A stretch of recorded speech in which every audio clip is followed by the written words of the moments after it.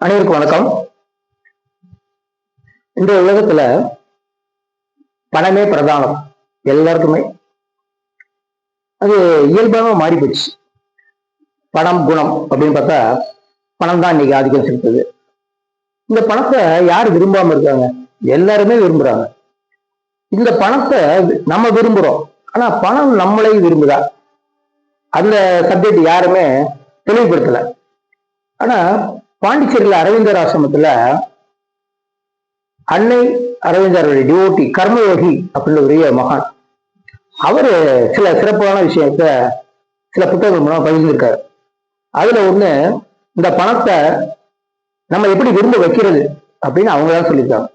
பணத்துக்கு அந்த பிசினஸ் பண்ணுங்க, இப்படி பண்ணுங்க அப்படின்னு நிறைய பேர் சொல்றாங்க, நிறைய ஆர்டிகல் போடுறாங்க, நெட்வொர்க்ல எல்லாம் நல்லா பேசுவாங்க இந்த பணம் எப்படி அப்படின்னு.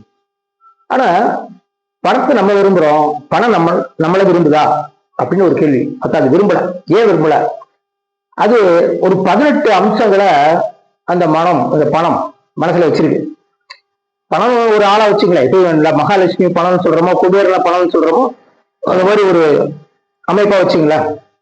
அந்த பணம் 18 அம்சங்களை குறிப்பிடுது. இந்த 18 அம்சமும் யார்கிட்ட நிறைஞ்சிருக்கோ அவங்க பணக்காரன் ஆவாங்க. அப்ப இந்த உலகத்துல நிறைய பணக்காரர் இருக்காங்கன்னா அவங்க இந்த 18 அம்சத்துல ஏதாவது 50% மேல அவங்க வாழ்க்கையில தெரிஞ்சோ தெரியாமலோ கடைபிடிச்சிருப்பாங்க. ஓகேங்களா? அதனாலதான் அவங்க பணக்காரங்களா இருக்காங்க. சோ கல்வி அறிவு அதெல்லாம் இல்லாம, எந்த சப்போர்ட் இல்லாம 0ல இருந்து 100 போனா இருக்கும் எத்தனை பேர் இருக்காங்க. அதுக்கு காரணம் இந்த 18 விஷயத்துல உள்ள ஏதாவது 1, 2 இல்ல 5, 10 அவங்க ஃபாலோ பண்ணவங்க தான். அது கன்ஃபார்மா சொல்லலாம். சரி, நம்ம என்ன செய்யலாம்? நிறைய படிக்கணுமா, டாக்டர் ஆகணுமா, வக்கீல் ஆகணுமா, அப்பதான் பணக்காரன் ஆக முடியுமா? இல்ல பல கோடி இன்வெஸ்ட்மெண்ட் பண்ணாதான் பணக்காரன் ஆக முடியும்? இல்ல. சராசரியான 18 விஷயங்கள்ல இப்போ ஒரு 2-3 விஷயங்களை உங்களுக்கு ஷேர் பண்றேன். இதை நீங்க பண்றீங்களான்னு பாருங்க. பண்ணலைன்னா அதை பண்ணீங்கன்னா கண்டிப்பா பணம் உங்களை விரும்பும். ஓகே? பணத்துல ஆர்வம் இல்லாத யாருமே கிடையாது உலகத்துல. ரோட்ல எவ்வளவு சப்தங்கள் இருக்கு, எல்லாம் அவங்க வேலையை பாக்குறாங்க. ஆனா ஒரு ரூபா நாணயத்தை ரோட்ல சுண்டி பாருங்க, எல்லாரும் திரும்பி பார்ப்பாங்க. அது இருக்கிறது லீஸ் கவுண்ட் உள்ள ஒரு நாணயம், 1 ரூபாய் தான். ஆனா எல்லாரும் கவனத்தையும் அது ஈர்க்கும். அப்படின்னா என்ன அர்த்தம்? பணத்து மேல உள்ள ஆர்வம் அதான் அதை குறிப்பிடுது. பணக்காரன் கூட தெரியும் 1 ரூபான்னு தெரியும், விழுந்தது 1 ரூபாய் தான், லட்சம் ரூபாய் கீழே விழுகாது. ஆனா அந்த நாணயத்துடைய சப்தம் அனைவருமே கவருது. காரணம் பணத்தின் மேல ஆர்வம். சரியா? அதனால பணம் எல்லாருக்கும் அவசியம். இந்த காலத்துல மருத்துவத்துக்கு, படிப்புக்கு பணம் இல்லாம நகரவே முடியாது. பணம் இல்லைன்னா வீல் இல்லாத கார் போல எங்கேயும் பயணம் செய்ய முடியாது. அப்படிப்பட்ட நிலைமை ஆயிடுச்சு. அதனால பணத்தை நாம் விரும்புகிறோம், அது நம்மளை விரும்புகிறதா தான் சத்தியம். அப்ப பணம் நம்மளை விரும்புறதுக்கு நம்ம என்ன செய்யணும் அப்படின்னா, அதுல ஒரு நல்ல பாயிண்ட்ல இந்த பணம் சொல்லுது, யாருக்கெல்லாம் நீங்க பணம் கொடுக்கணுமோ, கடனோ இல்ல இபி பில்லோ ஏதோ யாருக்கா பணம் செலுத்தணும்னா அந்த குறிப்பிட்ட தேதிக்கு முன்னதாகவே உங்களுக்கு வந்தா செலுத்திடணும். இப்ப இபிக்கு 10ஆம் தேதி பணம் கட்டணும், 3000 கட்டணும். ஆனா அந்த பணத்தை நீங்க வச்சிருக்கீங்க, 1ஆம் தேதி வச்சிருக்கீங்க, 10ஆம் தேதி தானே 1ஆம் தேதி கட்டிக்கலாம் அப்படின்னு நினைக்கிறீங்களா? அது பணம் விரும்பாது.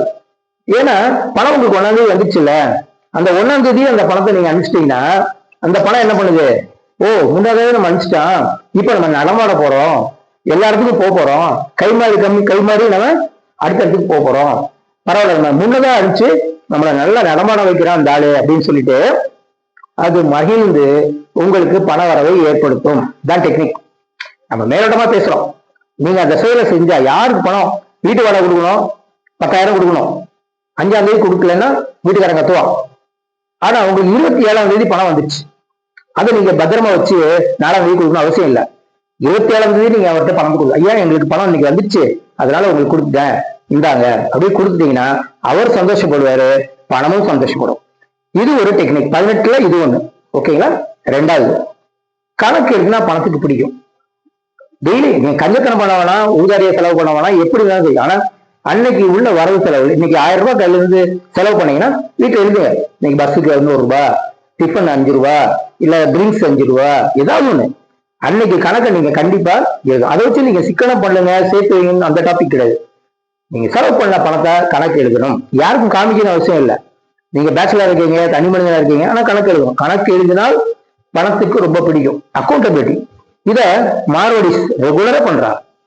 கணக்கு எழுதி முடிக்காம கடையை மூட மாட்டாங்க. அவங்க இப்ப இந்த 18ல அதை ஒரு அவங்க மெயின்டைன் பண்றாங்க. எத்தனை விஷயங்கள் அந்த மாதிரி அந்த உச்சத்துக்கு போனவங்க எல்லாமே அவங்க தெரிந்தும் தெரியாமல் இந்த விதிகளை கடைபிடிக்கிறாங்க. பணத்துக்கு பிடித்த விஷயங்களை அவர்கள் செய்கிறார்கள்.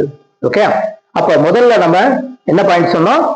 பணத்தை எப்படி நம்ம வசமாக்குறது அப்படின்றது சொன்னோம். ரெண்டாவது பாயிண்ட், கணக்கு எழுதினால் பணத்துக்கு பிடிக்கும். இது ரெண்டாவது. மூன்றாவது பாயிண்ட், நீங்க பணத்தை எப்பயுமே பத்திரமா கசக்காம சுருக்காம பர்ஸ்ல அழகா அது மதிப்பு கொடுத்து வைக்கணும். அது பணத்துக்கு ரொம்ப பிடிக்கும். ஒரு ஆளுக்கு நீங்க பணம் கொடுக்கும் பொழுது அதுல கசங்கின நோட்டு கிழிஞ்ச நோட்டை தள்ளிடுவோம். அது மாதிரி செய்யக்கூடாது. எது ரொம்ப நல்ல நோட்டோ அதுலயே அதை முதல்ல நீங்க வெளியே கொடுக்கணும். இது பணத்துக்கு ரொம்ப பிடிக்கும். ஏன்னா நீங்க பழைய நோட்டை நீங்க பத்திரப்படுத்திக்கிறீங்க, அடுத்த ஆள் அதை செய்ய மாட்டான், அது மாதிரி கிழிஞ்சு போயிடும். அதனால அவனுக்கு நீங்க நல்ல பணத்தை முதல்ல கொடுக்கணும். உங்கள்கிட்ட அழுக்கு நோட்டு 5 இருக்குன்னா நல்ல நோட்டு 1 தான் இருக்குன்னா அதை வச்சு கூடாது. கிழிஞ்ச நோட்டா நீங்க வச்சு அனுப்பக்கூடாது, நல்ல நோட்டா முதல்ல அனுப்பணும். இது பணத்துக்கு கொடுக்குற மரியாதை அப்படின்னு பணம் நினைக்குது. சோ இந்த ஒரு விதியும் 18ல 1. அல்ல, இதையும் நீங்க செய்தால் பணம் உங்களை ஈர்க்கும், பணம் உங்களை தேடி வரும். ஓகேங்களா? அடுத்தது சுத்தம். வீட்டுல எந்த அளவுக்கு எனர்ஜி நெகட்டிவ் எனர்ஜி இருக்குன்னா பணம் குறையும். இப்ப உங்களுக்கு 1 கோடி வரணும், ஆனா 50 லட்சம் தான் வருது. வீடை ஃபுல்லா சுத்தம் பண்ணி உள்ள இருக்க பொருள் எல்லாம் வெளியே எடுத்து அன்வான்ட் தூக்கி போட்டு தொடச்சீங்கன்னா பணம் வரும். கண்டிப்பா ஜன்னலை துடைக்கணும், ஜன்னல் துடைக்கணும், வீடை கிளீன் பண்ணணும், அன்வான்ட் திங்ஸ் எல்லாம் தூக்கி வெளியே போடணும், வேண்டிய பொருளை மட்டும் வச்சுக்கணும், அது அழகா ஒழுங்கா அடுக்கி வைக்கணும். அடுக்கி வைத்தல் பணத்துக்கு ரொம்ப பிடிக்கும். இந்த வரிசை கிரகமும் நம்ம அடுக்கும் பொழுது இயற்கையோட ஒன்றி வாழ்றோம்னு அர்த்தம். ஒரு தென்னை மரம் பாருங்க, கண்டபடி இருக்கும், ஆனா கிட்ட போய் பார்த்தா எல்லாமே ஒரு ஈவனா ஏதோ ஒரு கணக்குல இருக்கும். ஒரு இங்க 2 இங்க 2 அங்க 1, எந்த இலையை பார்த்தாலும் எந்த மரம் பார்த்தாலும் அதுல ஏதோ ஒரு வரிசை இருக்கும். இயற்கையாவே அப்படிதான். நமக்கு இங்க பாக்குறப்ப கஜாமஜான்னு தெரியும், ஆனால் எதை பார்த்தாலும் அதுல ஒரு கணக்கு. நட்சத்திரங்கள் கண்டபடி இருக்கும், ஆனா அதுக்குள்ள ஒரு அளவீடு இருக்கும். யார் எங்க இருக்கணும், எப்படி இருக்கணும், எல்லாமே ஒரு மெஷர்மெண்ட் அடுக்கி இருக்கும்.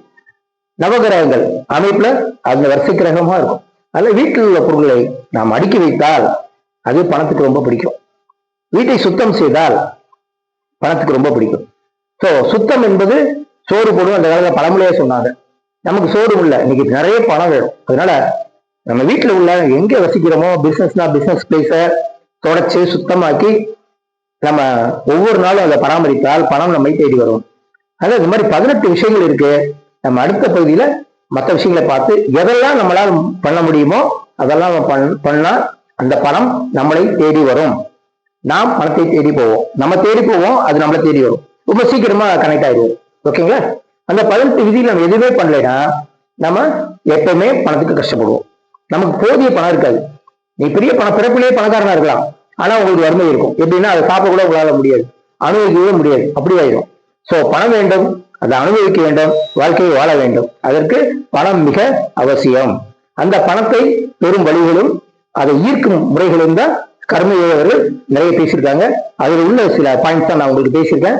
அடுத்த பகுதியில மேலும் பல முறைகளை உங்களுக்கு எடுத்து சொல்கிறேன். அதை நம்ம முடிஞ்ச அளவுக்கு கடைபிடிச்ச பணம் நம்மை ஈர்க்கும். நன்றி.